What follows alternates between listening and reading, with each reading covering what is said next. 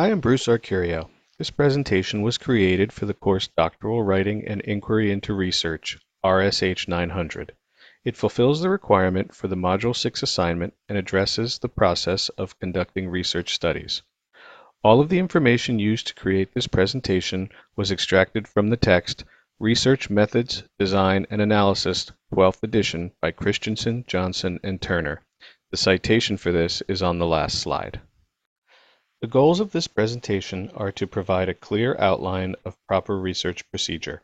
This includes an overview of institutional approval as it relates to both human and animal subjects, the benefits of pilot studies, how to choose a sample size, the importance and specifics of gaining consent from research participants and scheduling the research activities, methods for collecting data from human participants, and an understanding of the debriefing process. In working with human subjects, the governing research body for any institution is the Institutional Review Board, or IRB. Its primary function is to ensure that researchers do not endanger the welfare of participants. One component of doing this is ensuring that all participants provide informed consent so that it is clear that they are aware of the risks, benefits, and procedures of the study. This will be discussed later in the presentation.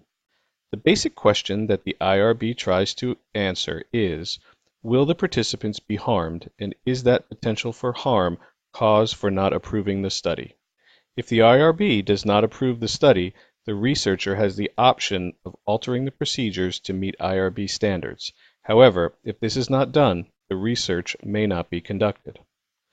When working with non-human subjects, the governing research body is the Institutional Animal Care and Use Committee, or IACUC.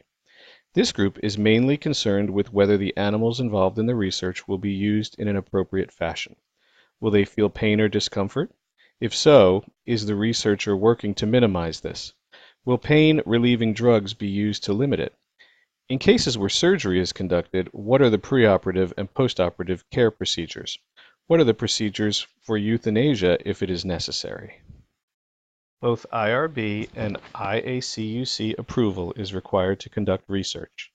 This safeguard is put in place to ensure that both human and non-human participants are treated humanely. Without this oversight, it is easy to conceive of researchers neglecting the safety and welfare of participants in their zeal for discovery. If a research study is conducted without approval from one of these institutional bodies, penalties can be imposed on both the researcher and the institution. Additionally, funding can be pulled from current research projects and withheld from future studies. It is not worth the risk to conduct research without oversight. Another important component to consider in developing a research study is the benefits of conducting pilot studies. According to Christensen, a pilot study is a run-through of the entire experiment with a small number of participants. During a pilot study, the researcher is working to determine if the instructions given to participants are clear. Pilot study participants are not part of the results, so it is during this phase of the process that it can be determined if the instructions need to be clarified for the actual participants.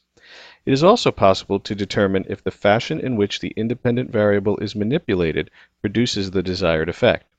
This is key because it can save a great deal of time and energy if issues are discovered in the pilot and corrected before the actual experiment.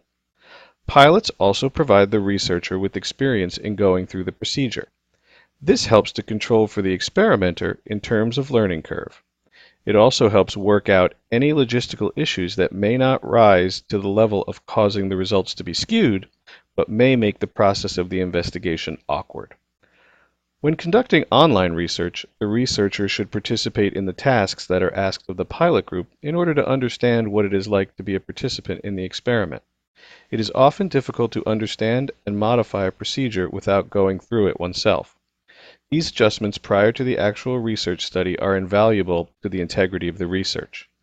It is important to note that if errors are found and corrected, or if any procedures are modified after the institutional review process, these changes must be submitted again for approval because the study is no longer the same as it was when first approved.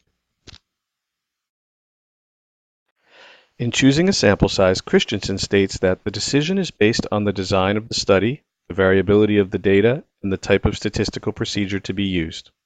When conducting a single case design, this process does not come into play because the sample size is simply one case. However, in multi-participant designs, 2 or more participants must be selected, and researchers need a process for this task. In general, a researcher looks to have more than 2 participants in the sample because as the number of participants grows, so does the confidence with which the effect of the independent variable on the dependent variable can be measured. But it is not simply better to have more participants because as the number of participants increases, so does the financial cost of the study, the amount of time it takes to conduct the study, and the need for more complex procedures. In order to determine the appropriate sample size for any given research study, a power analysis can be conducted. This is a statistical calculation based upon the alpha level, the effect size, and the power level. As mentioned before, informed consent is a key component of gaining institutional review approval. Most research studies require that all participants provide informed consent to the researcher before they participate in the study. There are some cases where asking for consent would negate the research and it is not required. However, waiving consent can only be done with the approval of the Institutional Review Board. The IRB must also approve the language of all consent and consent waiver forms. A consent form must explain the study in detail in the first person, and the language must be easily understood by the participants. Parental consent is required for all minors, and minors over the age of 7 must provide consent as well.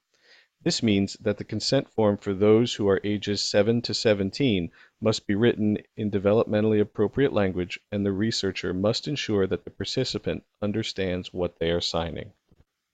A typical informed consent form must include a number of components. The purpose of the study must be clear to the participants. The logistics of the study need to be laid out for participants. They need to be informed of exactly what they will be doing, where they will be asked to go, and how long the study activities will take. The consent form needs to outline the study procedures so that they are clear. Any benefits that might be gained from participating in the study should be explained. If there will be monetary compensation, or in the case of students, if credit of some sort will be awarded, the consent form must indicate this specifically. Participants must be made aware that they may refuse to respond to items in questionnaires with which they do not feel comfortable. If the research involves sensitive topics such as depression, child abuse, or addiction, the consent form needs to provide participants with a list of resources that they may utilize to help address these issues.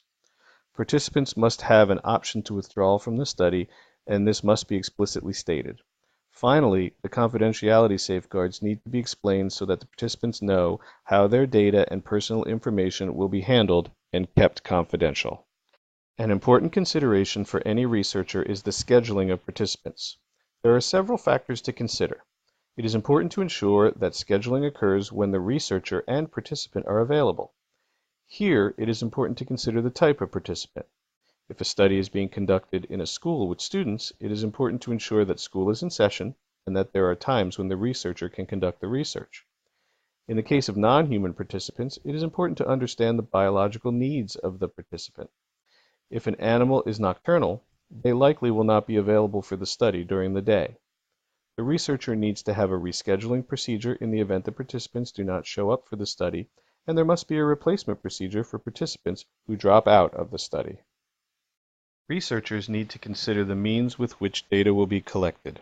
In the case of human participants, both automated and non-automated instruments and apparatus are available for their use. Automated instruments are extremely useful when precision measurement is required. This is particularly true with medical measurements such as heart rate and brain waves. When using an automated instrument, there is less chance of a measurement error because the device used for measurement is generally consistent and calibrated for the task. Additionally, the risk of researcher bias is reduced because automated instruments have no bias. Computers provide a great deal of flexibility because they can be programmed to record or measure just about anything with accuracy. Non-automated instruments include things like interviews, questionnaires, and observations. Interviews provide the most personal form of data collection as it allows a researcher to record not only participant responses, but also their facial expressions, voice modulation, and other nonverbals that provide data. Questionnaires are useful because they allow the collection of self-reported data and can be quantified in terms of closed-ended questions, while open-ended questions can be coded and can often provide unexpected information that enhances a study. Observations are useful in certain research designs, however they are time-consuming and require more training than other methods of data collection. Non-automated means of data collection are useful because they can provide more nuanced information to the researcher. However, these tools have a greater risk of measurement error and researcher bias due to the human factor. Data collection must be conducted in the fashion that was approved by the IRB. These procedures have been reviewed to ensure that they are both ethical and effective.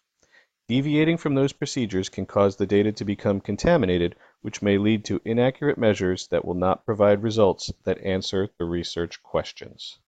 The final component of developing a research study is the inclusion of a debriefing procedure. This provides the participants an opportunity to speak freely about the experiment experience. Debriefing serves three main functions. The first is an ethical function that allows the researcher to dispel any misconceptions about the research study. Misconceptions may be due to planned deception on the part of the researcher or due to participants' expectations. Additionally, the researcher has an opportunity to eliminate or minimize any stress that the experiment has generated in the participants. The second function is educational, which allows the participants to learn from the experience. It is hoped that the research process will provide participants with a greater understanding of the research question or some aspect of their participation. The third function is methodological, in that debriefing discussions can help to provide evidence of the effectiveness of the manipulation of the independent variable by providing more nuanced information than the data collection may have revealed. Additionally, it gives the researcher an opportunity to probe the participants' suspicions about the research and convince them not to reveal the details of the experiment to others. Questionnaires are a common form of debriefing instrument and provide basic data to the researcher about the experience of the participants and basic information about the experiment to the participants. However, face-to-face interviews, while more time-consuming, are more effective because they are not as restrictive as questionnaires and provide an opportunity for more in-depth discussion, more nuanced information, and greater opportunity to learn things that were not expected. Debriefing is least effective with online research because it is more difficult to get participants to participate in this portion, and if they do, the debriefing is generally based on a basic questionnaire. It is also important to note that debriefing opportunities and information should be provided to participants who left the study. This will allow them to provide information about their exit, which may give the researcher additional data to review, and allow those who exited the study to understand the greater purpose of the experiment. In summary, this presentation was designed to provide an overview of the steps in outlining a proper research study. These steps include the institutional review process, addressing issues with human and animal participants, the benefits of conducting pilot studies, methods for choosing a sample size, the importance of informed consent, the logistics of scheduling participants, methods of data collection, and the importance and functions of debriefing. Thank you for watching, and if you would like further information about conducting research studies, the resource listed below provides greater detail on the topics discussed in this presentation.